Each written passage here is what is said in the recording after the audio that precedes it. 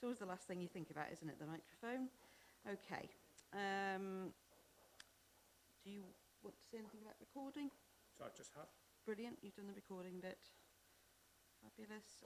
Okay, so we move on to item number 1, which is the public participation session. It appears that we don't have any members of the public or press present, so I will move swiftly on to... So just we do have a member of the public, a member of the press online, but Paul, I don't think you've got any questions to ask, have you? No questions. Thank you, Paul. Okay, so we will move very swiftly on then to item number 2, which is apologies for absence. Aaron.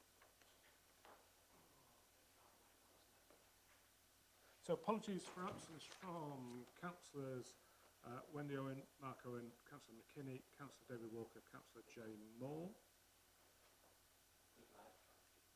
Okay, thank you. That's all I'd seen. So we've got. Okay, councillors.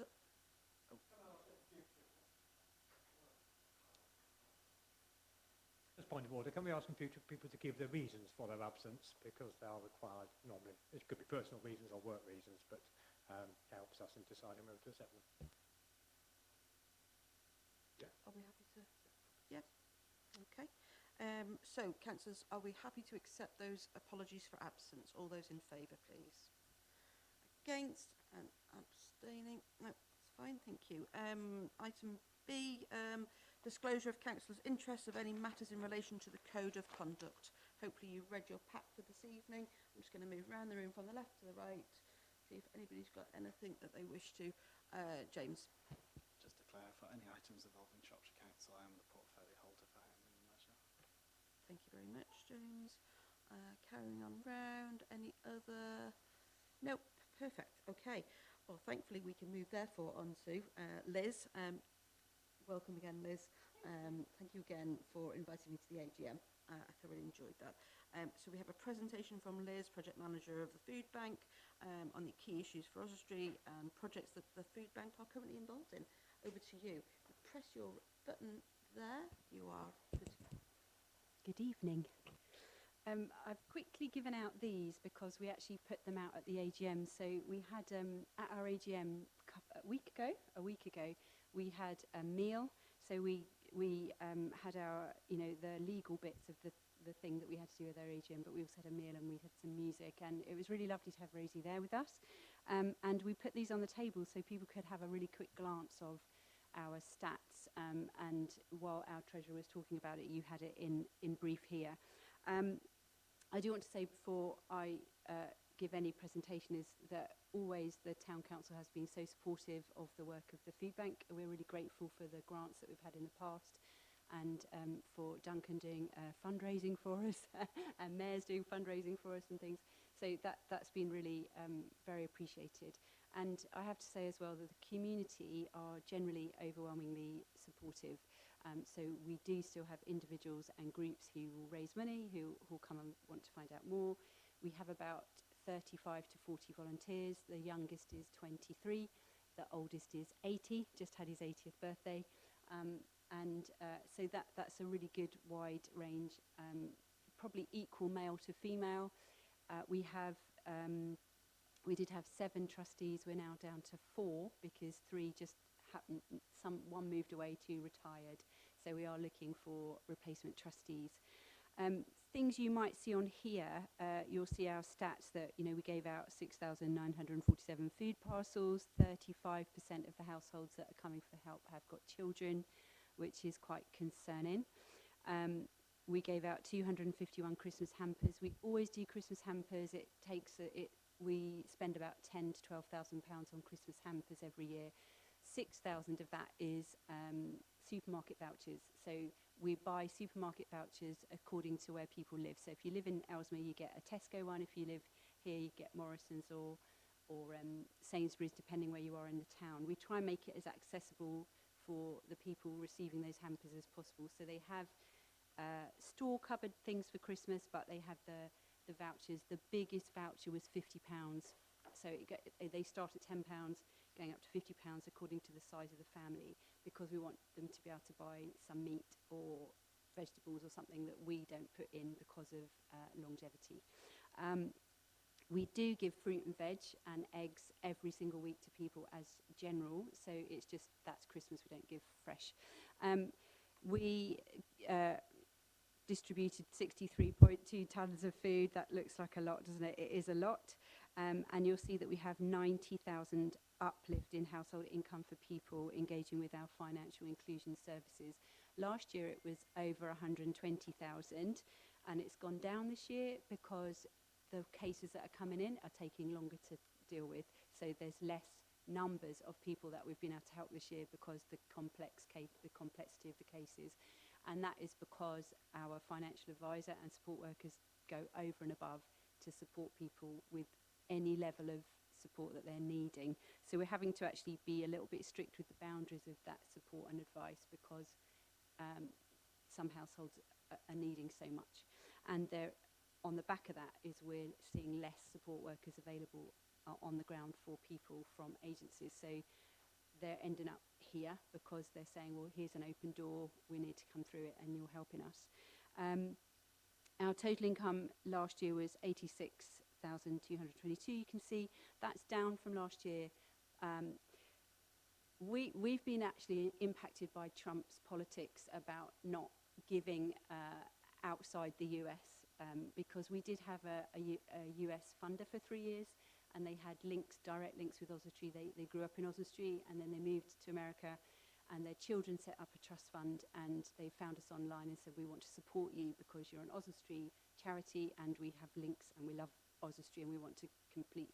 And so they said to us, we'll continue to support you indefinitely, and we had that support, £40,000 a year.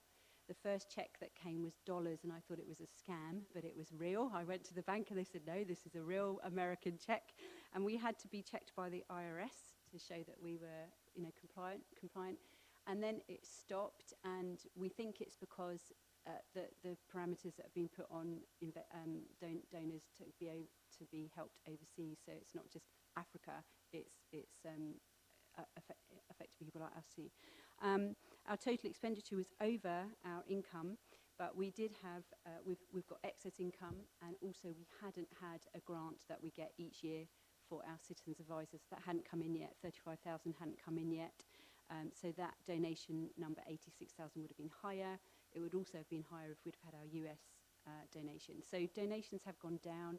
You might have been reading in the paper how charities are saying their donations are going down. So what we're seeing from COVID is income for food banks, Trussell Network went up like that, and now it's coming down again. And so it's plateauing off. But our expenditure, you can see, is around 180,000 a year. So, and we're having to increase our food purchase because of the donations going down. So all of that, you can see that, how that happens. You can ask me any questions you like. You can see the main reasons for using the food bank: rising costs of essentials, and also the number 2 thing is ill health. Mental ill health, physical ill health is impacting people's ability to be able to manage on their incomes.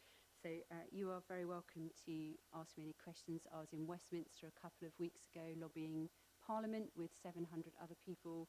We had CEOs from all the charities you can think of sending in messages saying, we're with you, we are on this as well. People have to have enough to live on. They have to have enough to live on. And there's so many complex reasons why people don't. And I've got a post here, I don't need to get it out, but it is not about not having enough food. It's a financial income problem that people are coming to us. So please feel free to ask me any questions. Alistair. First of all, I love the new strapline ending hunger together, because I think it makes it very much a community thing and focuses on hunger, which I think we can all really identify with. I just pay tribute to you because I think God knows we're all to be about you. I think the service you provide is exemplary, and the commitment and the dedication of all your team. And it's particularly the add-on services you've been able to use, hunger and food as a starting point to address mental health and other health aspects for your counselling and your advisors. I suppose the obvious thing that stands out to me is your income's 86,000 and your expenditure's 180,000. I thought Shropshire Council had problems, but how is the goal bridged? between that level of income and that level of Yeah. expenditure. Well, as I said, I explained the reason, but actually our expenditure hasn't gone up since the year before. It was 181 the year before, so our expenditure isn't going up. It's just the donations. That one grant has now come in. But yes, that's a very good point. But we did have excess money, and the Charity Commission will say, why have you got money sitting there, unrestricted funds? You do need to use it. So we used it, so we're still okay. You know, we've still got, 170,000 as a baseline. But in 18 months, if we don't increase that, if we don't get a big lottery grant for our next 3 years or something like that, then we might say, okay, this is going to finish. So, for example, we work with Osnosh, and we were giving out frozen food that they cook, we freeze and give out, so that people have freshly cooked food. You know, it's more expensive to be poor. You buy food that is less nutritionally good for you. It's cheaper. It's filler food. It's rubbish food, and so we're trying to change that and have a nutritionally excellent pack for people. We were saying, where do we need to stop that because of our income difficulties in the next year? You know, we're going to be fine for the next year, 18 months. It's after that, so we're looking long term. So we're in talks with a person that could be a trustee for us, who will help me with that fundraising, who was fundraising professionally. So that's really good news for us to have somebody come on board like that. Yeah, because the competition for grants has gone massively up.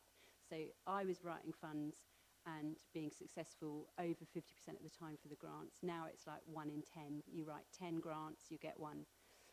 So because the competition has gone really high, so every charity is seeing that. Yeah, it's interesting.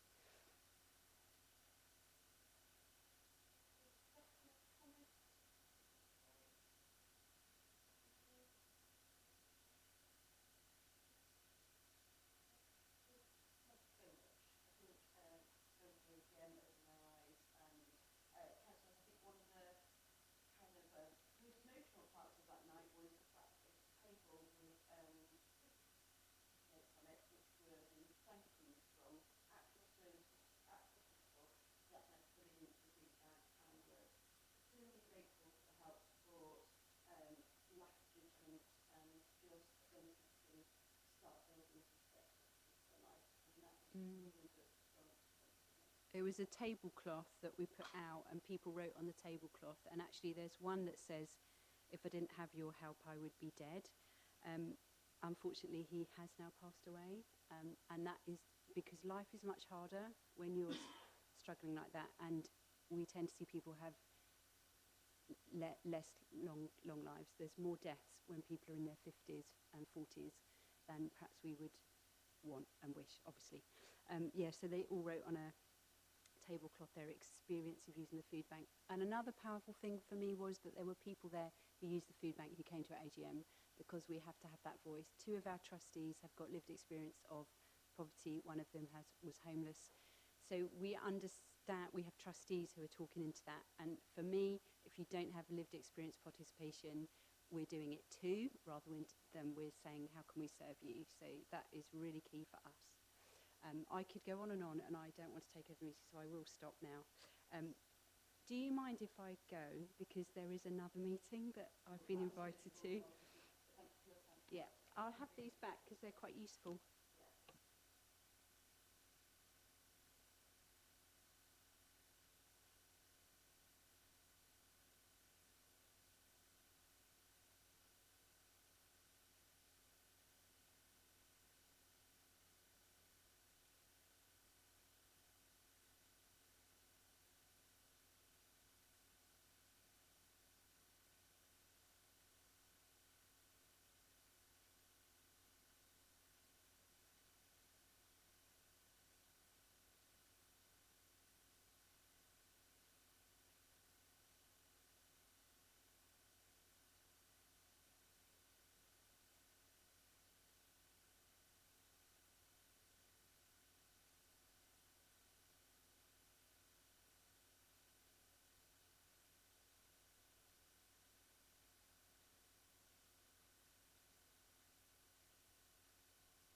Move we adopt.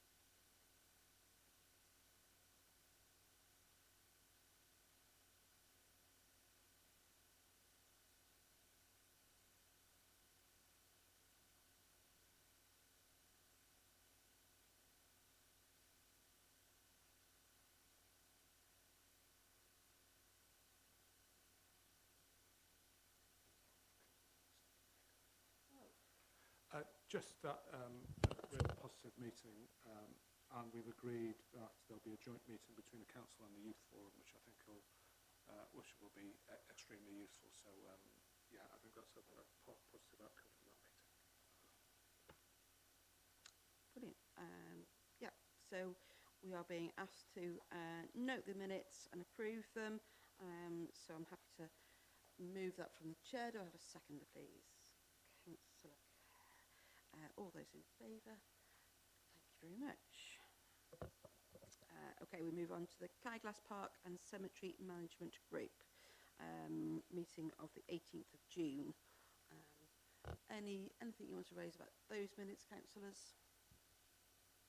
Anybody? Jonathan? Move we note. Happy to second that one. So can I just come in, just point out, obviously there's a lot to be discussed in there, and some of which has a knock-on effect for the meeting, later on in the meeting. So in terms of the licence to trade, there are some resolutions in there which, by accepting, you're almost, you're setting the policy for later. But in particular, it'd be remiss for me not to point this out. But licence to trade also includes the minutes reflect the Cyglass Management Group's decision that the charge for licences to trade will be in excess of £2,000. Yep. So hopefully, councillors, you read your minutes and are comfortable with that one. So we are asking for you to note the minutes. Jonathan's move that we note. I'm happy to second. All those in favour? Thank you, councillors. Do we have any questions in accordance with standing orders from which formal notice has been given, Aaron? No. Excellent. Moving on to the notice of motion from Councillor Duncan Kerr. Duncan, do you want to do a summary or introduce it?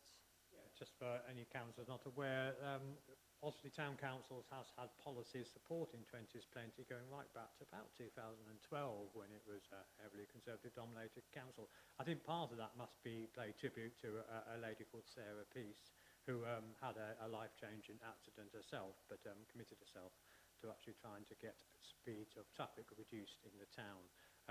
It's always been said that it should be residential areas. We've stayed out of trying to decide on a street-by-street basis which street, but clearly on the streets which are mainly residential where people live, we'd want the default line to be 20 miles per hour. That was reinforced by the Conservative Control Council in 2017-18, and then of course you won't be surprised to hear this, it was probably endorsed by the Green Control Council in the last administration. It would be opportune now and time for the new administration, the new council, to say whether it also wishes to see 20 miles an hour, because the portfolio holder made a very clear statement at the last last cabinet meeting, my apologies, that he wishes to take forward 20 mile an hour speed limits in Shropshire, and given our long-standing advocacy of 20 miles an hour, it would be ideal to ask him to make Oswestry a pilot for this. It's a lot cheaper than most other road schemes. You know, when they put 20 miles an hour outside schools, they have to have bumps and all sorts of things because it's 30 miles an hour coming into it. You can apparently knock over kids who are outside the immediate school, and it's not a problem. 20 miles an hour outside the school, and it goes back to being 30 miles an hour, 50 yards later. So that, when you're asking motorists to change their speeds that often, you need to put a lot of hard engineering. If you look round, of course what's happened in Wales, but look around the other towns and cities in England where they've introduced 20 miles an hour, because it's town-wide, you really only need one sign when you're entering the town and then one sign when you're leaving the town, because the whole town is 20. There's nowhere you can go in a town that will not be 20. We have, of course, explored a little bit of 20 mile an hour speed limits on Church Street and Willow Street, and yes, there have been contraventions, but I would say when you contravene a 20 mile an hour speed limit, the consequences are that much more draconian. If you're going 35 over the 30, it's a couple of points. If you're doing 35 and a 20, it's a significant fine. So it does actually help enforcement of speed limits generally, and all the evidence is suggesting that by reducing speed limits in areas where people live, we can actually cut road deaths, which I'm sure we all are here to ensure that happens. One road death is one too many, isn't it? And the difference between hitting a child at 20 and hitting a child at 30 is a death of a life. I'll say no more. I haven't got a second to ask somebody to second it, and hope we can all support it unanimously. So I'll go to Fiona and then I'll go to Jonathan. Fiona. Jonathan, before we go to the motion, did you want to discuss anything? I think I think you know I was going to second it, but yeah, no, that's fine. That's fine. Okay. We have a notice on the table. We've got a secondering in Fiona. Unless there's any other comments or concerns, councillors, let's go to the vote then. Councillors, all those in favour of Duncan Kerr's motion? Nobody against, so that's fine. That was unanimous. Thank you very much, councillors. Right, we move on to neighbourhood planning, and we've received a letter from the Shropshire Association of Local Councils in light of government decisions. So a couple of elements to this. There's the briefing note that Corey's prepared in item B, which gives you a little bit of context, but they're linked together by the fact that the funding for neighbourhood planning has been withdrawn. Funding was available in two lots. One which was available to parish and town councils to pay for planning consultants to support them through the process, and which was a figure of, I think, either 18,000, I think, in its entirety. And the funding that's been taken from Shropshire Council, which was in the region of 20,000, which allows them to follow the formal process of consultation and then the adoption of the plan. So there's a national campaign asking the government to rethink its policy, and you're just asking whether you wish to support it, yes or no. Councillors, any questions, queries, anything you want to raise, discuss? James? I just move that we support it and send it in as it's. I think it just fills in the fact of our council and the MP that we write to. So I'm happy to propose. Okay, I'm happy to second that. So councillors, all those in favour? Unanimous again, thank you very much. Okay, so we move on to the briefing note from the Project Development Officer, but we've already made mention of that anyway. We have made mention, but there is a it is an update that you do have a decision of whether, okay, the finance isn't available, but it doesn't stop you carrying out a neighbourhood plan. It just means that you have to pay for it all yourself. And that's a matter. If you think this is such an important issue, that's a matter that you can take forward. What I would be recommending at this point is that you wait until Shropshire Council determine their position on neighbourhood planning, and then reconsider how you wish to take it forward. It is dependent on them agreeing. I have written to the planning policy manager to inform them of your decision to progress a neighbourhood plan. I haven't heard back as of yet, so I think it's a bit of a holding position until we have some more clarification. Unless you tell me we want to commit £40,000–50,000 to the project. Thoughts, councillors? Duncan? Have we clarified whether Shropshire Council have a legal obligation to progress it? I mean, if we paid for our bit of it, you said they used to get 20 grand to do their bit of it. They're no longer getting 20 grand, but what I'm not clear about is whether they still legally have to do their bit if we've done our bit, and it'd be useful to have clarification on that. That makes sense.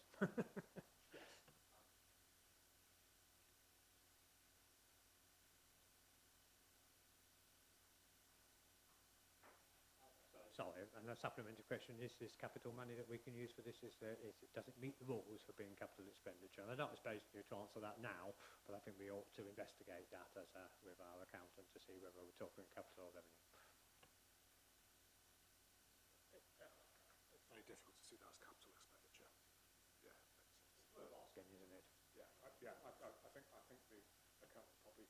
I think the best thing to do, if it is a question, is to pose it to NALC as opposed to our accountant. Element of it being a capital expenditure, perhaps.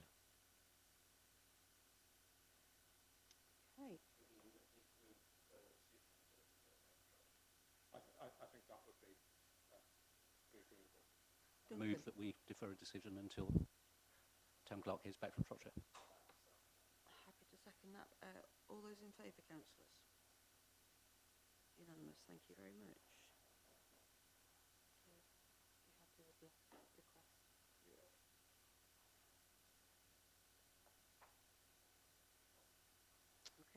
so we move on to item number 9, which is a report from the Town Clerk of the Council's corporate projects and priorities. So, fairly hefty update for you, focusing on 2 key issues. Brought it forward on the agenda. Would be good to get some feedback on whether that's okay. My stuff tends to be at the end, with the aim of trying to get stuff through without you wanting to get home. Key issue is the CCTV. So I've given you a briefing on the CCTV system. I know a few of you have been contacted about that. I think it sets out the current position. I think it sets out the key decisions that you need to take on the way forward. What I would say, portrayed in this way, has been a negative element. The Osprey CCTV setup is highly regarded. It is the one that people come and see as a model of good practice. So I just want to highlight that. Happy to answer any questions on that. But what it does do is highlight some key decisions that you will have to make, in particular around the role of the CCTV coordinator, contractor or employee, the role of the volunteers. Are you willing to accept them as Town Council volunteers as opposed to police volunteers? Because there are some implications around that, and some barriers from not, and a need to refresh the partnership agreements. So, as I said, the system has been under the name of Oswestry CCTV Partnership. The reality, in fact, has been delivered by the Town Council for many years and funded directly by the Town Council, with the odd bit of support from the PCC and other partners, such as Oswestry Bid. So I think it's a holding note to give you a briefing, which I think some of you asked for anyhow, and there'll be a more detailed report coming forward to you in the autumn. The second item on there is the centre roof, just to give you an update of where we're at. This has been, as I said earlier, this has been a very difficult, complicated project. In terms of the lease, stipulate that we are still responsible for the roof. And therefore we need to make sure that it doesn't leak anymore, because there are some rooms that can't be used because of water ingress. Such gives you an update. I've been pleased to note that we've had a budget update today. And I'm pleased that, given the work that we've put in to undertake additional surveys, there's a good chance that this will come very close to budget. And I have been concerned over recent months that we'll be looking at a significantly higher figure. So essentially, there's water ingress coming through the roof. There's insulation underneath it. We had to test whether that insulation was wet. Otherwise, a contractor had gone in, ripped the whole lot and replaced the whole lot, and that would have cost you a lot of money. So we've managed to isolate the places where the water or the insulation is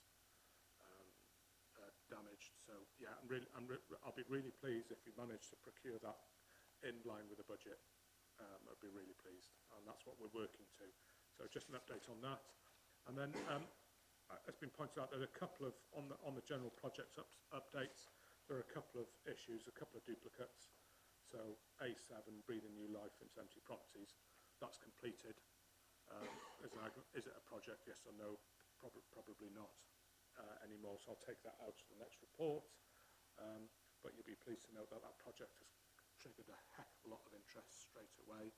A few other matters for you to decide at a later date, but it's triggered up a lot of interest. So congratulations on that. There was another item that was yeah. I forgot what it was. The James. alleyway, we previously proposed to defer the project, and it's still on the active list. So. So I need to take that out. Which one's that one, James? B8. B8. Oh no, that's the sports I hall. thought that B8. It's an A project. Yeah, that's fine. No other updates to give. Highlights the scale of the amount of work. Yeah, I'm happy to answer any questions if anybody's got any. I think I've got James and then I've got Duncan. I think we've just had quite an informative briefing into the centre. It is a very large contract, a large project that we've been doing for a while. Personally, like a lot of the concerns that I've had were alleviated through that discussion. I feel delaying this project just stops us being able to move forward with providing youth services and speaking to TNS as a partner with good faith to provide what we've long-term actually been trying to deliver. Like, the risk is we go back to the negotiating table. That's not particularly a good look at the point of signing. It's always going to be a risk when you're signing a building over for a long period of time. But we've got a 3-year break clause, and I feel like that will allow us to give them 3 years of good faith to perform what we wish them to, and after that we can reconsider. It's not a 25-year lease, and on that I would like to propose that we instruct the mayor to sign the contract as soon as possible. Do you have a seconder, James? Okay, so we have a proposal.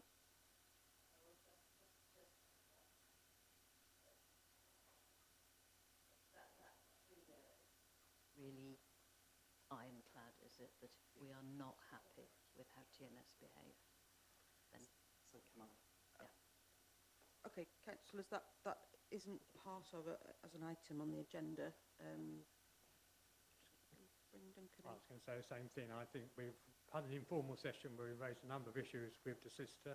My understanding was the solicitor would then come back to us on those issues and we can make a decision on it. As it stands, it's entirely due to the mayor anyway, so there's no involvement in the council, unless a special meeting is called, and I may call one as it happens. But at the moment, it stands that the mayor alone will sign when the mayor determines it's appropriate to sign. And I think it's rather counterintuitive to then cut across the mayor by saying you must sign. We'd have to reverse that decision and say it has to come back to full council, I think, if we're going to do that. From my perspective, I don't think we've got clear answers as to why an asset which has significant value is going to be locked up for 25 years for one company. And I don't think we've got reassurance, since you've brought it into the public domain, that a 3-year, then a 7-year, then a 3-year, then a 10-year, then a 15-year break clause is sufficient reassurance for the public. And we have got nothing in the lease which specifies any outcomes over and above what we're already achieving. Well, I'm answering. It's been a motion. The motion's been accepted, so I'm talking to the motion that's been put. Well, then we could tell the discussion. I mean, it's up to you as to whether the motion... I'm answering it as though the motion's been moved and seconded and nobody's told me it can't proceed, so I'm talking to it. Please don't interject. It's the mayor who... Okay. Do you want me to come in? Yes. So the situation with the lease it isn't on the agenda for discussion. I think it could be open to challenge by anybody if we made a decision on it this evening. So I think that's, yeah, can I just go through it? And it's entirely into your, if you decide that you want to progress, that's entirely your, you can make that decision, but I need to say that it's not on the agenda for discussion. It could be challenged. So I can't stop you. It's up to you. You're the councillors, you make the decisions. The advice, so the lease is there for signature. I'll be asking the mayor and the deputy mayor to sign it. Okay, so that's council procedure, unless I get a different instruction from council. So that in my view, I've been given delegated powers to approve the lease. To negotiate the lease. It's been presented. If members do not wish to progress with that, then I have to have a different set of instructions. And that could only come through a formal meeting, in my view. Now, members may say that my view is incorrect, and I'm absolutely happy to be challenged on that. But as I said, it wasn't on the agenda for discussion, and from this point on, I'll be quiet.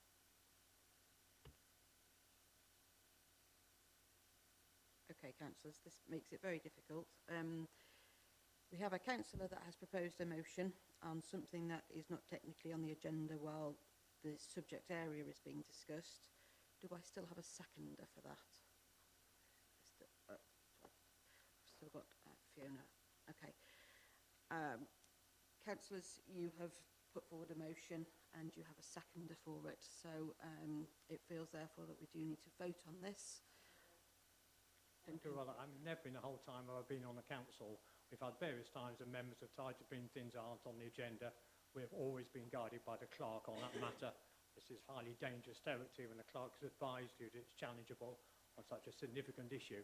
Why you do feel the need to have the decision now when you haven't heard back from the solicitor, who we have given information to, and we have that information. So I just have to say you're in very, very dangerous territory. You're laying yourself open to significant legal challenge. Why are you taking that risk? We can have an emergency meeting, an urgent meeting within a week's notice, and we can resolve it properly. It's not on the agenda, and I just think you're acting recklessly in pursuing it this way, and I do not know why. So I just need to clarify the position of the solicitor. So the solicitor here to offer advice on the questions you've been asked, not to come back and give any further advice or to try to answer the questions or concerns that you have. They either have done that or they haven't, and then it's for you to decide how you want to take that matter forward. I'm not expecting anything further from the solicitor. Either way, whatever you decide will have to be discussed and agreed with the tenant. So I think there's a lengthy process there. So yeah, but just to clarify, we're not expecting anything back from the solicitor. Councillor Owen, did you have anything else to add? It was just the argument of, under the projects, it says next steps, update on terms of the lease on the agenda for discussion. So that was my interpretation of, because it's on the agenda for discussion, I'm perfectly able to then propose a motion on that item.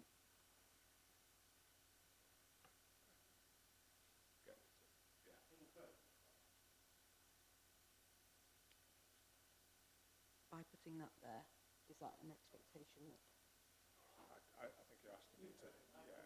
Sorry, I think you've been, point of order, I think you're being unreasonable to the clerk. He's given his views. It's not our situation here to start quizzing him and questioning him and saying, what did he mean by this? He's given his view. We should respect that.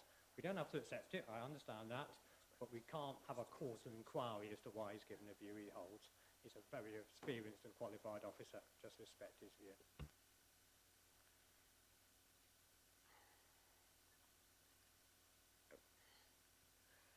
Councillors, I need to move on this one, and... Move without notice. I can move a motion of next business. I move that we proceed to next business. I can move that without notice. It's a motion that can be moved at any time, and I move that motion. Okay, then we'll move on to the next item. No, you have to vote on it. It doesn't, with all respect, with any member, you can't say, this is what I want to do and agree to it, then council needs to agree. So, we've got a proposal, we've got a seconder. So just procedurally, you had a motion, you've had a seconder. What are you doing with that one first? You proceed to next business overrides that because you proceed to next business. It's a motion that can be moved without notice at any time. It says so in the Constitution. So it would, that just as it stays there as a motion that was moved, but then the council decided to proceed to next business without resolving it. Yeah. Yep, okay, so councillors, we have got a proposal to move on to the next item without dealing with the previous motion. Councillor Kerr has put that motion forward. Mark has seconded it. Can I have all councillors in favour of moving on to the next item on the agenda, please? 5. Okay, we are... those against, please.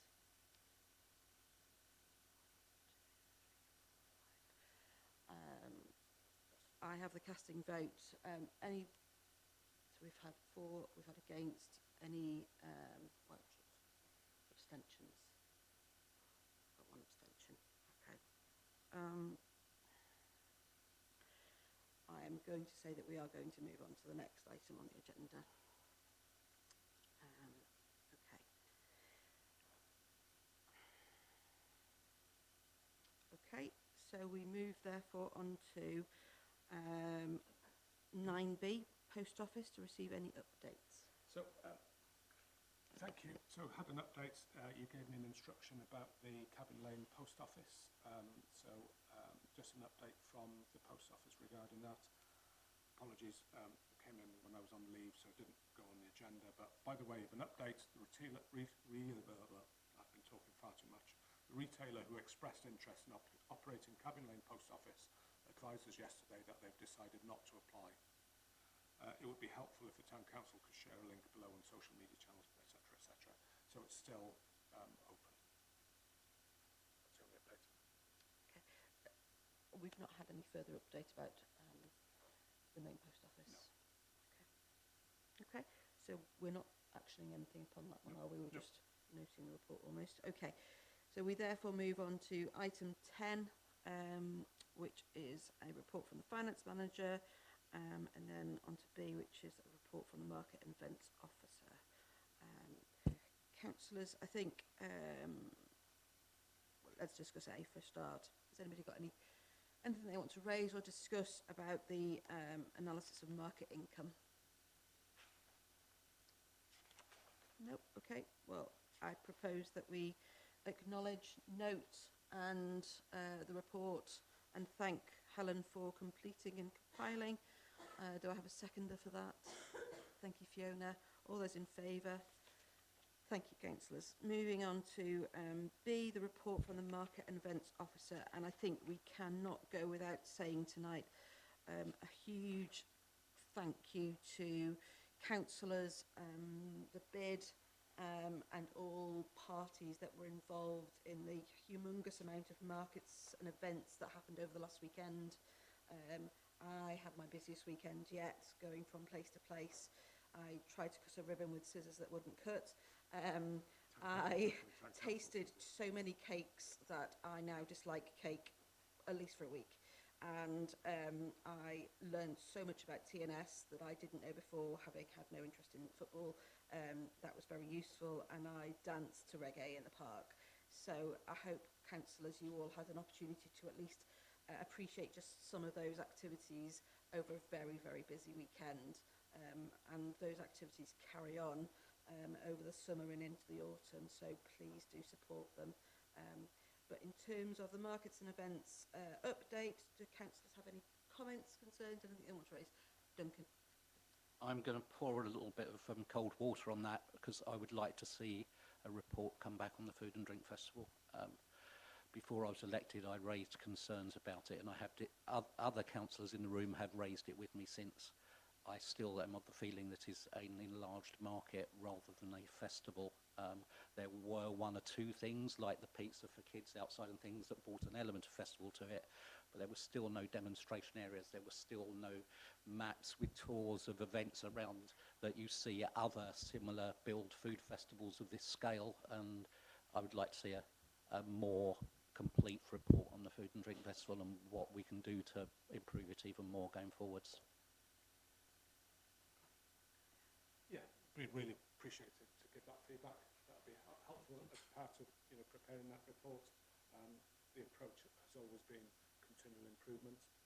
This year, I think we've agreed that it has been improved, and there's particular elements such as the bags, the leaflets and what have you, and the family-friendly zone, the seating, which are an improvement on previous years. And we've delivered that, this year. And agreement between the bid and the town council is that we'll review the position, and of course the tricky decision for us all is how much money we're willing to put into it. So yeah, happy to have that feedback. If you could give us that feedback to help us inform the report, that would be great. Happy to sit down or have that in writing. So I think Henry's debrief meeting soon. Okay, so it'd be good to get that, and then. So that's from a safety and delivery point of view. Yeah, happy to bring a report forward. It will be in the autumn. One other point, as you've raised that, I don't know if you're aware, but it just so happened that the markets manager was the first person I saw, but for a fair chunk of Saturday, all access points were blocked by security vehicles with no staff with them. I happened to spot one. It happened to be on my walk round that I saw all through the market. I think planned for next year, but by Sunday they improved, but it was very clear that if they're going to block all fire access, they have to have people manageable. Yeah, absolutely take that on board. Sorry, that was me blocking you. I do apologise. Having had the feedback, spoke to David immediately, and we issued instructions to make sure. It was always our understanding that that would be the case anyhow, but it was a case of making sure that that was the case. The aim is obviously to keep people safe, not to prevent emergency vehicles coming in. The instruction is they need to be in the vicinity of the car to be able to respond in the event of an emergency, and I think it keeps people safe, but also, so yeah, and I appreciate the intervention as well, so thank you.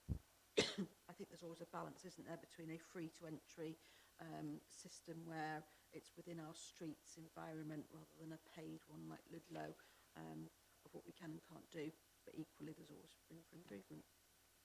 Okay, councillors, if you've got nothing else to add for either 10A or 10B, then I move we note those reports with some requests for further information.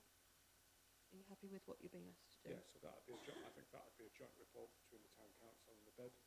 Okay. Is how I'm reading that, with a proposal for, based on the feedback, with a proposal for next year. That's how and a budget proposal. That's how I'm reading that. Is that your interpretation? Yeah. Okay. Okay, councillor, so with noting and those additional aspects, I'm going to move that we note those reports. Do I have a seconder, please? Darryl, thank you very much. All those in favour? Thank you very much. We move then on to item number 11, the report from the operations manager. Over to you, Henry. Thank you very much. There's 6 items on here, some for discussion, some for noting, some for decision as well. The first one, just give an update regarding the boiler upgrade. Had a productive meeting with the contractor a couple of weeks ago. The work is going to be taking place in August. The work is scheduled to take 3 weeks to complete, at which time there'll be no heating within the Guildhall. So hopefully the British summer will still be with us in August.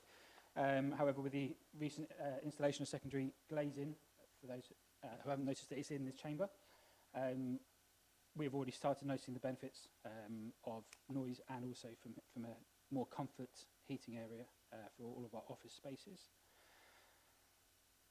The next one is any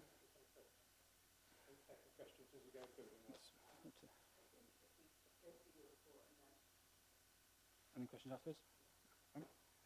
The next point, LED street lighting update. I'm pleased to report that the contractor is well ahead of schedule. They were given 12 months to complete the task. Following the conversation I actually had today, they'll be done by the end of the summer. So by the end of August, all of our non-LED streetlights will become LED streetlights. The next item is regarding lithium-ion battery storage. So in the report, there's some detail surrounding the solar energy consumption and production of the market hall. Previous reports, I was stated that I'll be reporting this back with a view of potentially advising council to purchase some batteries so that we can store the surplus of the energy that's being produced to the benefit either the market and also, as the report states, the Guildhall as well. As if you look at the table, if you combine the solar energy usage in the market and the consumption of the ground floor of the Guildhall, it still comes under the amount of energy that was produced in that 12-week period by the solar panels. The price figures that I've put in the report are for guidance, as we need to start from somewhere, so to identify a form of budget. 2 quotations have been obtained, this one being the most economically advantageous at the moment. However, a 3rd quotation is being sought after as well. The next phase for this work would be to then monitor the consumption of the 1st floor. So Aaron's office, my office, the community office, I guess, and Sandra's office as well, just those 4 offices to make sure we've got a full rounded picture of the council's consumption from an electricity point of view. Next one, Nomo May, just asking the direction of what you would like to do. We currently have some areas that have been left uncut since the 30th of April.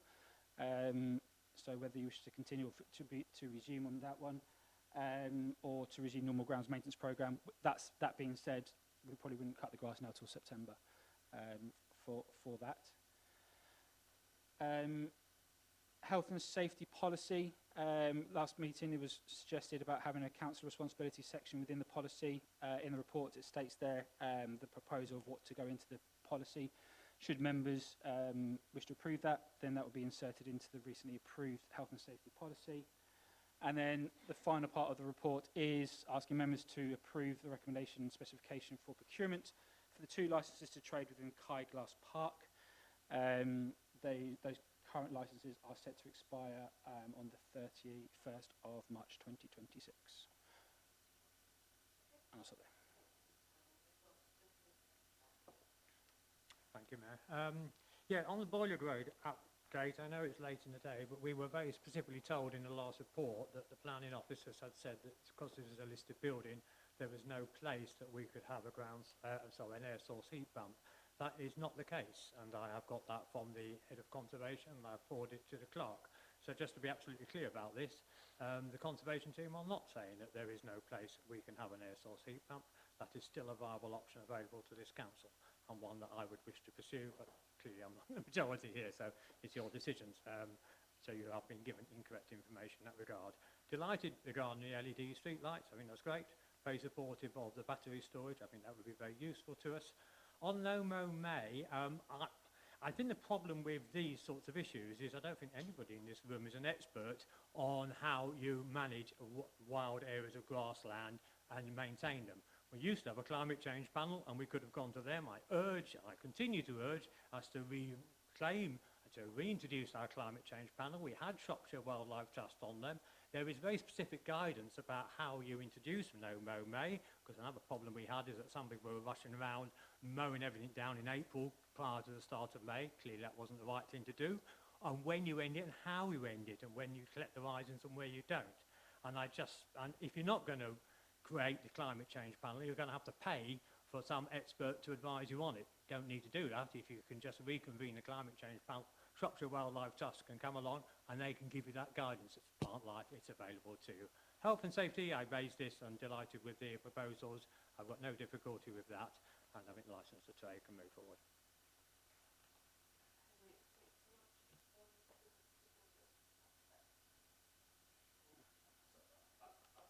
Yeah, thank you, Henry.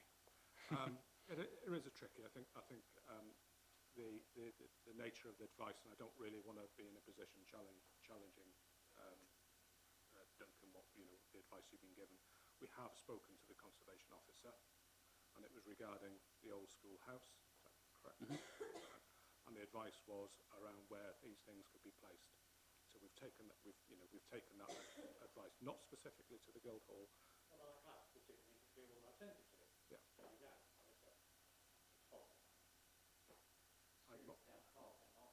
Okay, I'm going to move on to Chair, and then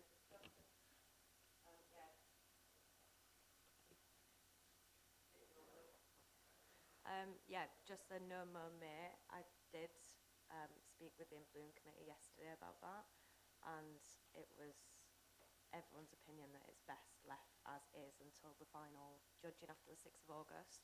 Because if you cut it now, it just shows the judges that you only support, like the wildlife-friendly areas, like when it's convenient, and that's not what we're trying to show. So, yeah. Are we voting on each individual update or as a report as a whole?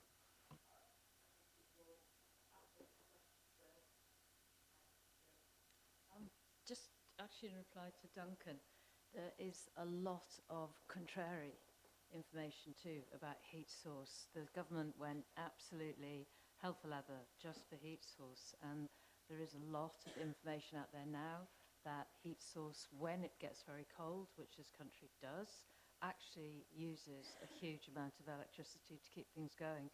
So I think that, especially as our clerks talked to the conservation people, that is mostly the best way. They're not necessarily the most wonderful things. So I just...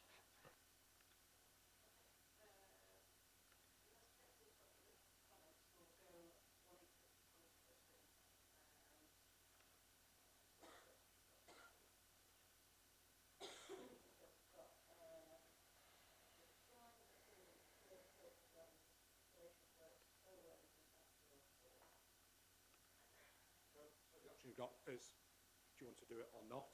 And I think the movement is yes. Get a third quote and do the whole work, as opposed to just do it in stages. So that's do the batteries and connect the Guildhall into the system. Rough budget estimate of 16k for the lot. Which is, there's a price there, but do we know the longevity of this work, how long it will last for? Of the warranty. The longevity, how long, you know, if you spend 16,000, how long will the lithium batteries be likely to last for, the panels? Do we have any idea? I don't have that information available. No, okay. I mean, if it helps, I've just had some new, I've just had new batteries. I mean, they give them normally a 10-year life. They don't stop working after 10 years. They just reduce. With any battery, it starts working at 80 or 70% of its efficiency. So they're still saving, electricity for you, but not as efficient as when they're first installed.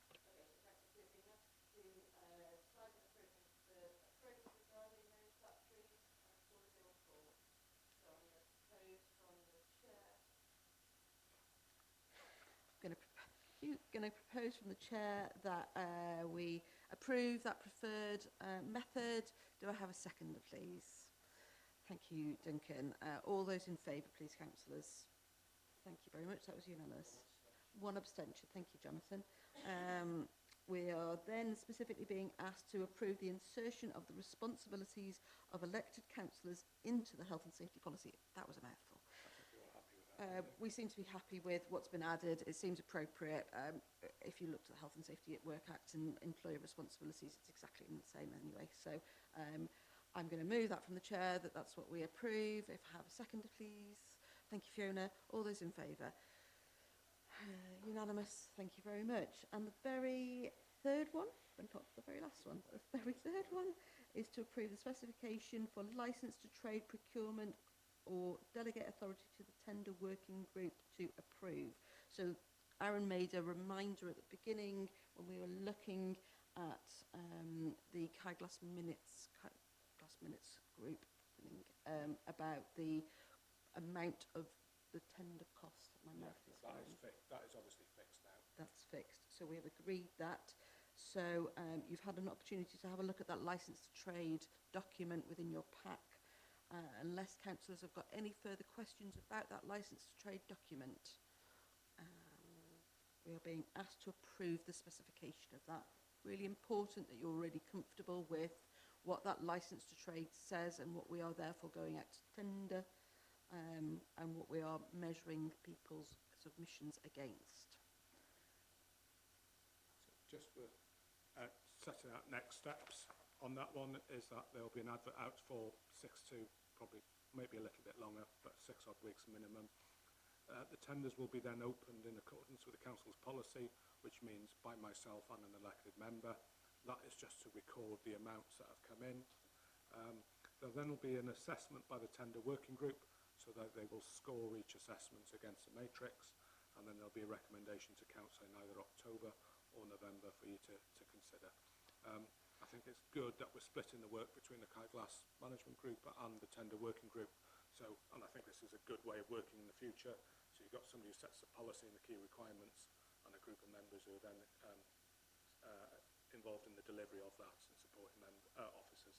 So it's a really good framework for going forward. So yeah, I think I had no questions. I think it's approving it. Isn't it?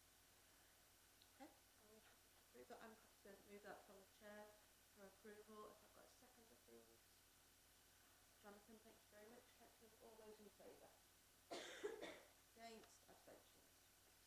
Thank you very much. And our third It's just a note. form is just a note. The report and further updates within, which we've basically done. So I don't think we need to vote on that one. You'd like to abstain on the noting? Okay.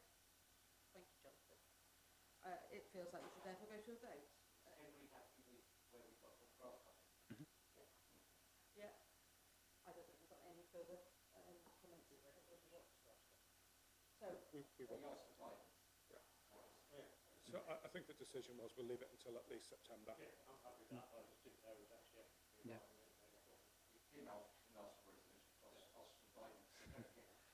and there was no further comment on the Claire's comment from in lieu.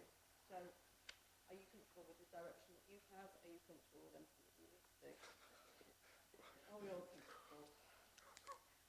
Okay. Fabulous. Okay, well, let's move on to something rather nicer, which is the Osprey Life Local Hero Awards. We had the same last year. We are being asked by Osprey Life, one of our supporters, to sponsor an award for special recognition for us Osprey people at the cost of £250 plus VAT in total, with lots of council branding on all promo material. It seems like a good idea to me, but councillors, have you got any comments, questions, anything you want to raise? No? Okay. Councillor. Excellent. I'll have to second that one. All those in favour, councillors? It's a good way of demonstrating support to Oswestry Life, so yeah, I Yeah. think they'll be really pleased with that. Thank you. Yeah, I think it's just another way of us recognising the people of Oswestry, isn't it? Through something that's very well documented and promoted around celebrating what the people of Oswestry have done. Excellent. Right. Have a long lead time in it, but any promotional stuff for the town council that is in a positive light seems like a good idea to me. Okay, we therefore move on to item 13, which is policies and schemes. We've got a series of policy updates there, so we will move on to the fire safety policy, and we're being asked to review the council's fire safety policy as in Appendix C. Is there anything you want to add, Aaron? No, I think I'm really pleased that members are engaged in reviewing policies, and that's really good. I know there's a question, I'll wait for that. What you'll note is that we've also included the comments about councillors' responsibilities within there as well. So, you know, thank you for that feedback as well. So that makes for a stronger policy, doesn't it? It gives us somebody else to, you know, we can blame you when things go wrong, generally. Yeah. So I don't know if there's any questions. I think the only thing I would personally add is just to add a bit more member involvement into a lot of our policies that we have as council. That seems to be a trend and seems to be a great trend. So, any questions or queries?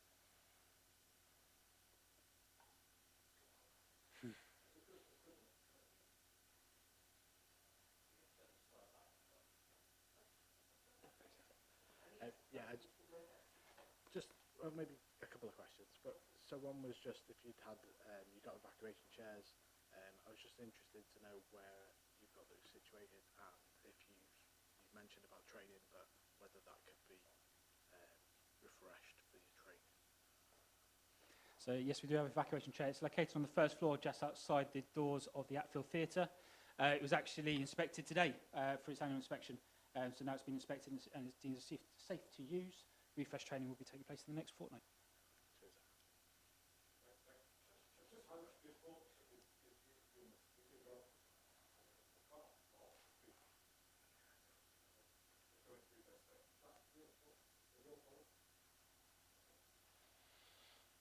Any more queries, comments about the fire safety policy? It will be asked to be all those in favour? Third party event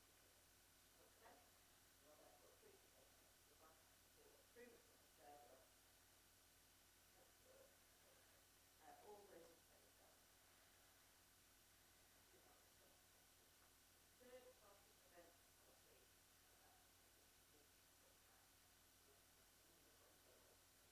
I'd like us to put forward amendments to our own policies, but having sat on a counter-terrorism group yesterday, and you think, what's the town clerk doing then? I did wonder that myself at points. But it's something known as a protect and prepare and protect board, and it's a direct response to the instance of terrorism and the Manchester Arena bomb and the introduction of Martin's Law. And they highlighted the need for raising awareness amongst the public around acts of terrorism and what actually that means, because you know people have a certain view. There is training available called Act Awareness, and I know Councillor Roberts circulated that to members last week. Sorry, a couple of weeks ago. I think it'd be good if we included that for something that's called an event, that we ask the organiser to undertake this training. So using the levers that we've got and ask for evidence of that. And I think it'd be good to way of making sure that awareness is raised without, you know, having to do to send out social media posts and what have you. So I think we'd like to include that as a requirement, if that's okay with you. But obviously, there's more to it than the policy than that. So just reading through it, there is a decision that's minuted within this agenda where we do contradict the third-party event policy already. Through the Kyglass Management Group, we did sort of allow two things through by declaring them not as events, which are now stipulated specifically as events by this policy. So I just feel like highlighting that and making sure that going forward from accepting this, that they can understand that they'll follow this policy, and any group that wants to apply to do events similar to that will follow this policy in doing so. So council are being asked to review this policy, and should any amendments need to be made, then they can be. I think it's just noting that this is a policy moving forward, and the Network Kyglass Group are considering events that they take into account this policy, which perhaps wasn't the case with a couple of other things. So that's fine. Just looking for you to approve it all. Okay, councillors, have you got any more questions about this one in particular? So we've really honed in on what we class as an event in Kyglass Park, or anywhere. It's Kyglass Park. It's our we can only have a policy in relation to our land, really. So what we control, we can't. For example, we can't provide any stipulations on the Christmas parade, for example.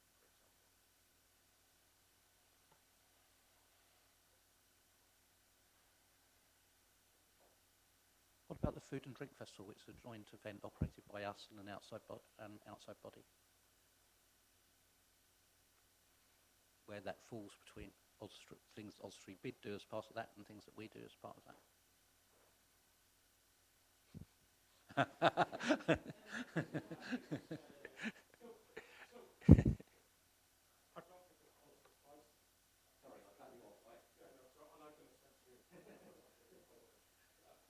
I don't think this policy applies to those events because they're managed in a different way. They're not coming to you asking you to put on an event.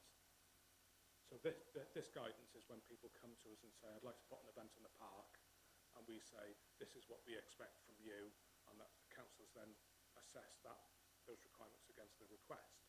So for an event such as, it's not a third-party event, is what I would say. So Balloon Carnival, Christmas Music Live, you're already agreeing through normal council business that you're working on those. But I'd hope that we'd actually meet all of those requirements anyway. Mm-hmm. And I think we do.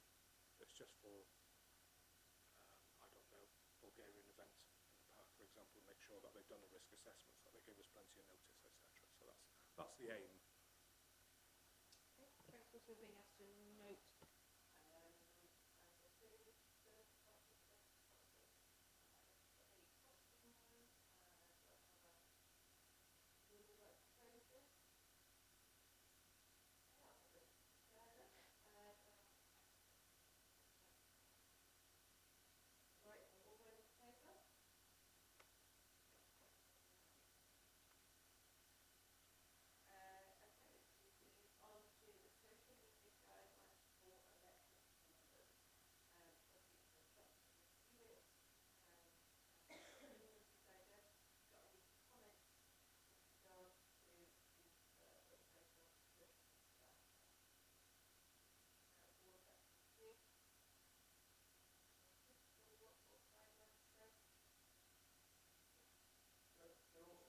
provide you a little bit of support as well. So recognising, there are implications. We're aware there's very little that we can do to manage the implications on you, but it's important that you recognise that they're there and manage that and stay safe yourselves. I think that, and that saves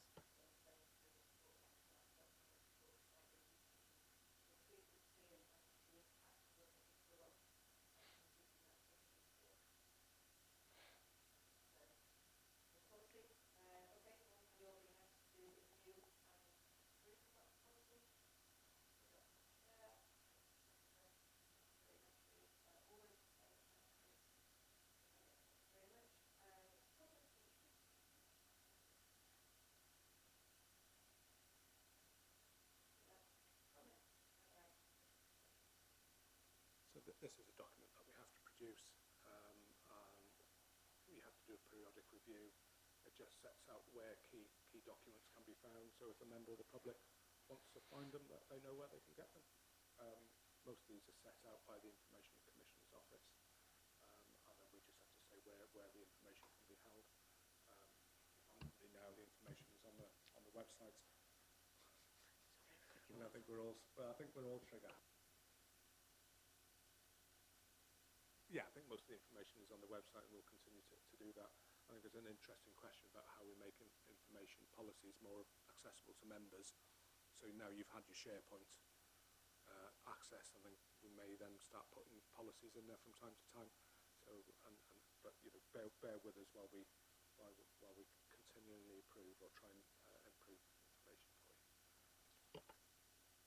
Is there benefit in under the column how the information can be obtained and under website to actually give like an almost in the website under this title, like you would do a path for a URL? That feels like an easy addition to just, rather than saying it's on the website and that some people are spending 20 minutes going, what does it come under? Just giving a little bit more detail. Is that possible? Well, as I said before, all input is extremely valuable, and that's a really, really good idea. Easily done. So thank you. Okay, councillors, do you have any further comments about this? No? Excellent. Okay, well, we are being asked to approve this, and if we can approve it with the addition of a little bit more information, that would be fantastic. Or I'm happy to move that from the chair. Do I have a seconder? Thank you, Darryl. All those in favour, please, councillors. Excellent. Unanimous. Thank you. Okay. The play policy strategy, as discussed in David Kilby's letter through to us in terms of the importance of having a play policy. Do you want to? Yeah, I thought it was important that I put this on the agenda for you. We don't currently have a play strategy, but I think the way forward may be to explore this with David and with Shropshire Council, because given this council's aspirations around developing youth offer and possibly taking on land from Shropshire Council, I think having a strategy that says this is how we're going to deal with these areas is useful. So I think there's also the opportunity of trying to work collaboratively with the parishes. It's a bit of work actually. There's a lot of consultation needed, but I think acknowledging we don't have one and it might be useful. Let's assess. Is a good position. One of the first things that they'll say if you go for external funding is, where's this detailed in your strategy? So and if you've got a play strategy that says we want to provide a skate park and we want this and that the other, it always strengthens your ability to go for external funding. So yeah, I think it's a straightforward way forward if that's okay. Can I just double check when it says the word playing fields, a bit like the QE structure of Bryn Havard, is there a very specific pro forma for what comes under the context of playing fields, as in does Kindglass Park, is that classed as a playing field? Dangerous giving a view without detailed knowledge, but I'd say that playing fields means sports pitches more than anything. But we can get that. I think it's you can perhaps invite David to come and talk to us, or I can meet him and get some further information. I'm going to take a view from people. Would you find it beneficial to talk to David Kilby in person, or are you happy to delegate that through to the town clerk? Any comments, councillors? Duncan. Happy to delegate. I'm just querying how come this is dated October 2024 at the bottom, 9 months ago. Yeah, good question. Has only recently hasn't long been with me. It just seemed a bit odd. I do wonder whether it has been. This does happen. That things get recirculated. Yeah, things get recirculated, and I assume that's the case. Yeah, and I'll readily admit I get a lot of emails and don't necessarily see everything all of the time either. Okay, so if members are comfortable therefore with Duncan's suggestion that we delegate that through to the town clerk, and I'm sure if you do wish to input into that, I'm sure he would be very happy. But otherwise, I propose therefore that we delegate that to the town clerk. Do I have a seconder, please? Thank you, Ruth. Councillors, all those in favour, please. Unanimous. Perfect. Thank you. And the very last point is the equality policy. Councillors, this is a bit of my bag, and one of the things, or two of the things I noticed in the policy is that we have laid out the protected characteristics that come under the Equality Act, but we've used the word gender, not gender reassignment, as a title, although we do talk about gender reassignment under it. And one that we've missed out is around sex and sex discrimination, that being the last of the protected characteristics under law. So I've just asked the clerk before this if we could possibly just add very similar comment in the same guise, in the same format, to say sex discrimination and steps that we will take to ensure that is not the case and that does not happen. So, councillors, do you have any further comments or anything you want to raise? Duncan? Shropshire Council have taken the step of identifying care leavers as a group to which they wish to treat as though they had a protected characteristic. Of those who are not aware, the outcome in terms of health, in terms of life prospects, in terms of any measure you can find for children who have been in the care systems are very bleak. And to try to ensure that they don't suffer unnecessary discrimination, I'd urge whether we could do likewise. So that would just require a small change to the policy to identify children who have been in care as somebody who we seek to be positive about and to seek to curb any discrimination that occurs. Duncan, I think one of the other ones, that while it's not a protected characteristic, it is becoming more observed by in law, is people's economic deprivation status. I can't remember what the actual wording is. Can you remember? That's an additional one. Okay. I might come back to Aaron if that's okay. But we've got a proposal therefore to add in care leavers, which seems entirely appropriate. Mark?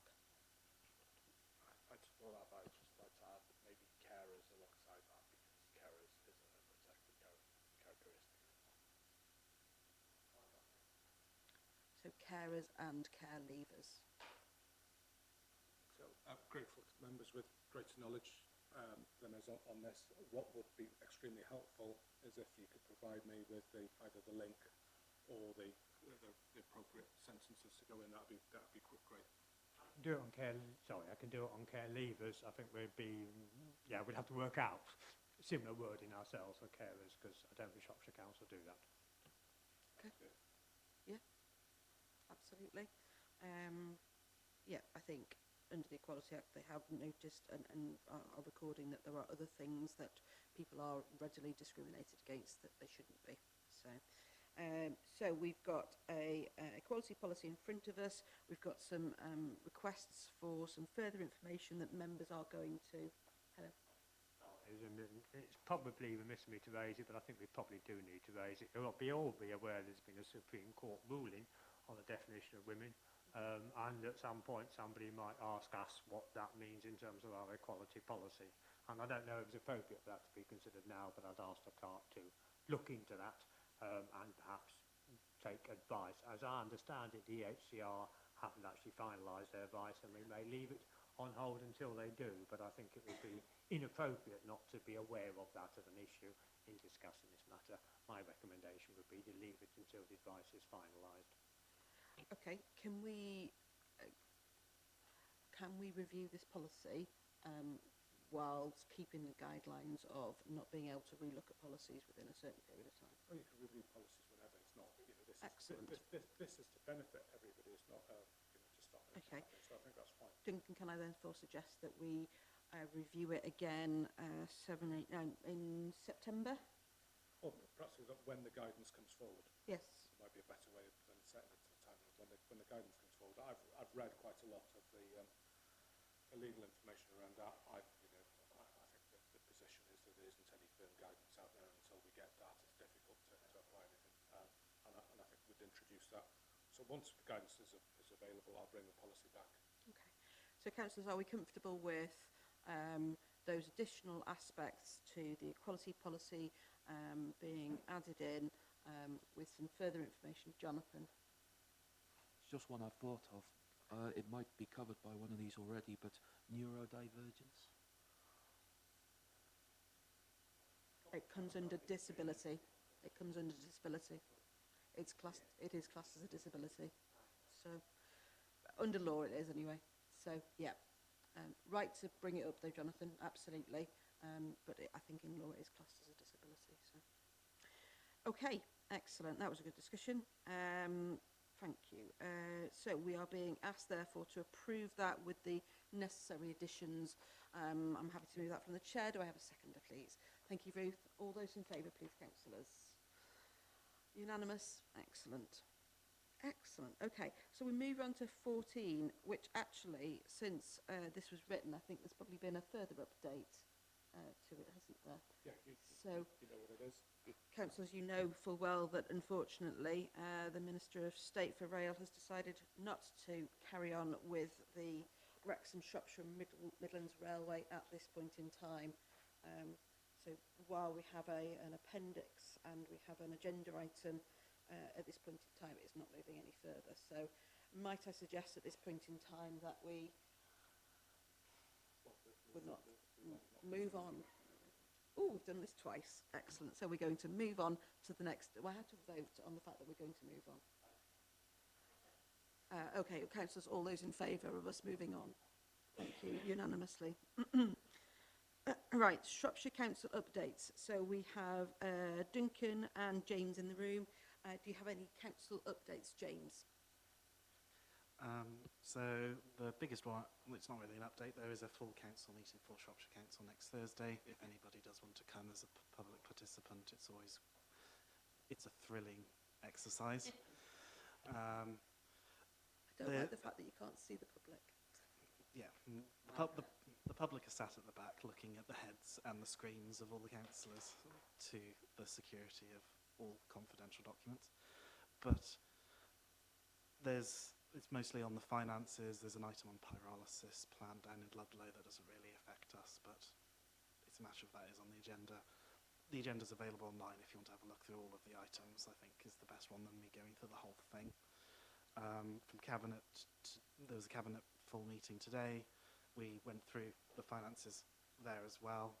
It's looking slightly more promising, but still, I wouldn't put a bet on anything. But it's a matter of, again, the minutes to that is probably something to read if you're particularly interested in what comes out of that. There wasn't anything particularly controversial that directly affects Oswestry within that. There's a petition from former councillor and Mayor Ollie Rose, and I can't remember his name, but thank you, that is being presented to the scrutiny committee tomorrow morning on the piece of land next to the leisure centre and a provision for a pump track that is an ongoing project and sort of aim for the town council. So a response will be given from the Shropshire Council on that item tomorrow, so that is something that directly impacts an thing, so it's a matter of have a look out for the response for that, basically. I can't think of anything else that's particularly pressing for Oswestry. If you have any questions, feel free to. Okay. Councillors, let's move on to Duncan. Yeah, probably the only thing I'd probably add is I'm probably more pessimistic about the finances than you are. The news this morning was that we will have £600,000 left in reserves by the year end on current projections. Well, when you consider the town council's got £1.5 million in reserves, when you're trying to run an £800 million turnover with just 600,000 in reserves, you realise you need millions. You need about 15 million in reserves.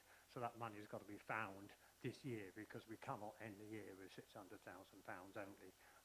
So that is going to have to be some very significant, well, there's not much opportunity, but other increases in income from somewhere or savings. I mean, the portfolio holders are very clear that the savings identified by the last council, albeit that the report had said it was the biggest savings made by any council in the country, around 40% of them hadn't been delivered.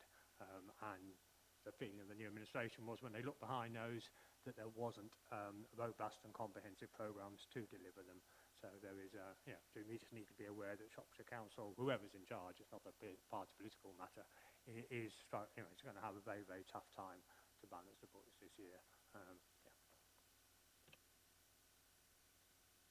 Thank you, councillors. I'm sure the outcome of financial discussions will be a little bit more obvious come the 17th of July and over the next couple of years.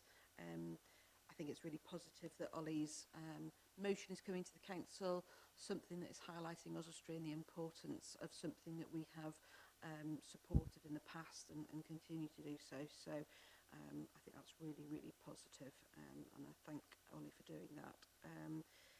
Has anybody got any questions to the two Shropshire councillors in the room? No? Okay. James is relieved. Okay, so we then move on to planning applications, which feels a little strange that I'm doing it and not David, but there we go. It's within the council agenda because we need to make some decisions before the next planning meeting, which is next week. So we have got we've got one page there of some planning applications that we have received and we are being asked to comment on. So the first one being number 29 Lime Grove, which is variation of conditions 2 and 3 attached to application. Are councillors happy to just read what you've got in your packs rather than see it on the screen? Or it's not on the screen. Okay. Have councillors got any comments or queries with regards to number 29 Lime Grove? This is obviously an edited version. How can I help? Anybody got any queries or questions? Duncan? Having read them all, I don't feel I need to comment on any of them, so I'm happy to move on block and make no comments on any of them because I don't think any of them, to my mind, warrant our consideration. Okay, so we've got a motion there for councillors to move on block. Do we have a seconder for that?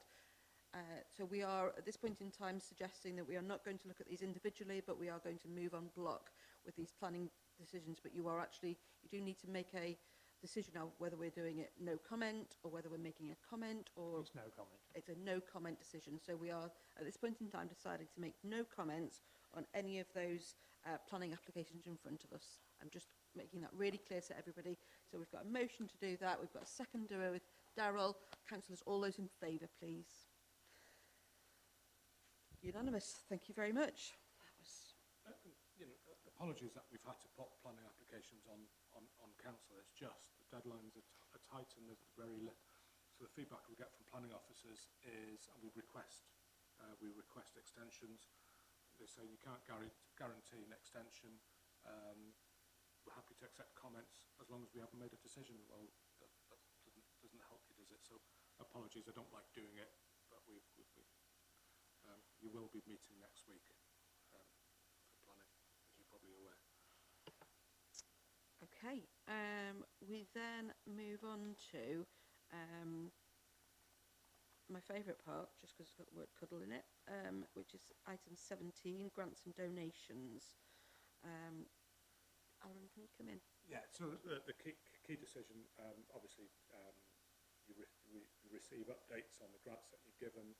I think there's been generally comments about wanting OTC more recognised in their feedback, and to that end I am meeting with the Sports Forum to progress that tomorrow as it happens.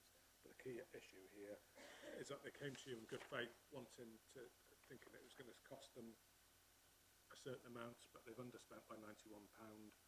The question is, do you want that refunded, or are you happy for them to have it and use it for their organisation? I'd suggest it costs more in administration than it's worth it. Councillors, at this point in time, I'm happy to move from the chair that actually, motion that actually that we allow them to keep the mini and to roll over to next time. This is something that is not going away, and people still have babies. So perfect. So I've got a motion. We've got a seconder. All those in favour, councillors? Thank you very much.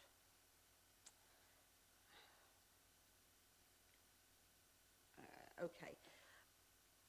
B is Oswestry First Responders giving a report that we're being asked to note, and also that they've confirmed the cost of a new defib being £742 to purchase. We have been an ongoing support for Oswestry First Responders, and rightly so. Can I just come in, just to highlight, it isn't for a new defib. I think quite right, somebody's asked the question. It is to sort of refix the one that they've got. You'll see that in the report, they set out what they need. So it's my error on there. It's not a new defib, it's to have a defib. So I don't think, Sandra, they've confirmed that since our last correspondence, have they? Is my understanding. Yeah. Yeah. Yeah. Yeah. So I think you expressed strong support for funding this, didn't you? So it's just confirming whether you want to carry on with that. Jonathan. I move we note the report and also offer another gesture of thanks for everything that they continue to do. Yep, well said, Jonathan. Thank you. I've given them the £742. Yeah. Okay, councillors, let's vote on that then, please. So we're being asked to note and give the £742. Councillors, all those in favour? Unanimous, thank you very much. Yeah, and absolutely, Jonathan's vote of thanks is really important, ongoing, without a doubt.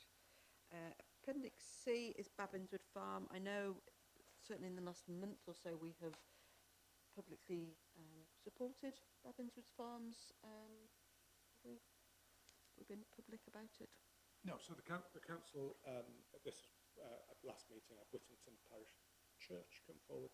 The council at that point said we were willing to help you with funding and identify opportunities for funding. We've actually followed that through, and they've been really grateful for the support from Corrie on that.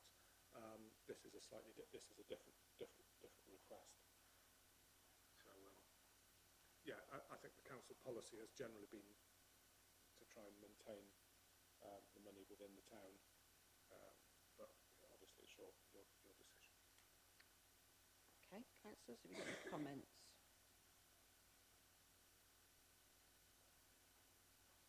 Stunned silence. Hello. Well, it just seems to me we've set ourselves a general precedent in terms of what Aaron's just said, and I think we should do the same thing here in terms of providing support but not actually giving them any money. Darryl.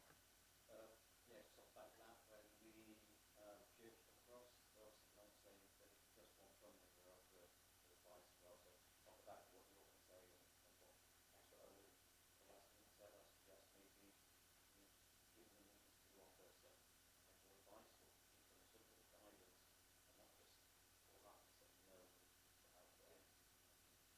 Yeah, I think my concern is not that this doesn't warrant our help and support, but what do we do in a situation where we then have 30 people asking for support on funding, and we have one project officer that is trying to do her day job? Yeah, I think we can obviously offer what we can. Most of that is just signposting to information, which we do from day-to-day basis anyway. Okay. So I don't think we're offering any more than we would anyhow. And I think if members want to say we wish you well with your project, we'd like to offer you support in non-financial terms, but we can't provide funding because of council policy. We are, that very last point, we're being asked whether we would consider a testimonial that they can publish to show support for the campaign. How do councillors feel about that one? I don't know enough about the project to give a testimonial. Okay, that's fine. James? Could we ask for them to come in to, as a speaker, like we had with the food bank? I know it's not directly within the town's boundary, but people from Oswestry would, if this did set up, it just does sound like quite a good opportunity, and I think just allowing us to hear about the project more.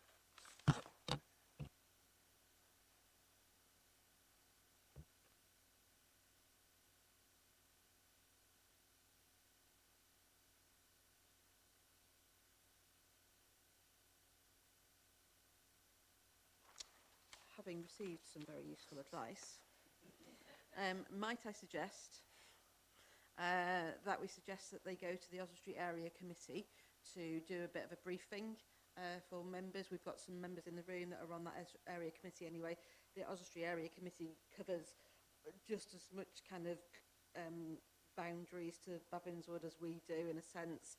You know, and it's got Martin, who's chairing the rural Oswestry one, that covers that area as well. So actually we could almost bring groups of people together that could then communicate out to their own areas. So might we suggest that that would be a good course of action for them?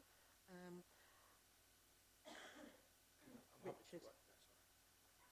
I was just wondering if it's possible that when Corrie's providing support, if she actually kind of puts it together, then there's something almost to give to people when they come and ask her for help.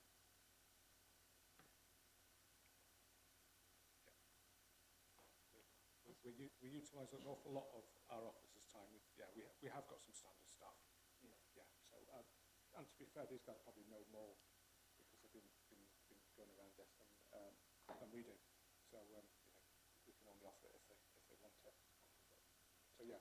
So with that end, I'll write to the clerk of the Oswestry Area Committee and the chair, and perhaps suggesting that they want to invite Babinswood Farm to a meeting. Is that all right? And also offer. Yeah, that bit as well.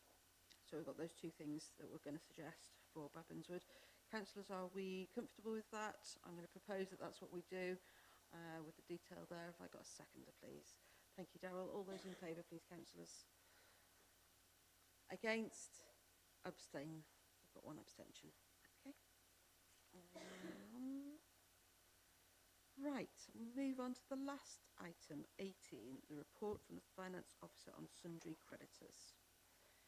Councillors, do you have any queries about what sundry creditors are in the first place? Any queries?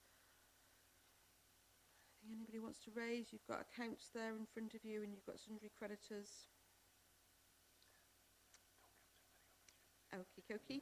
Right, well then to that point I move that we note, and we've got a seconder, Jonathan. I'm trying to do good here. All those in favour, please, councillors. No, nothing against and no abstentions. At that point in time, I think I'm more than happy to move that we end the meeting.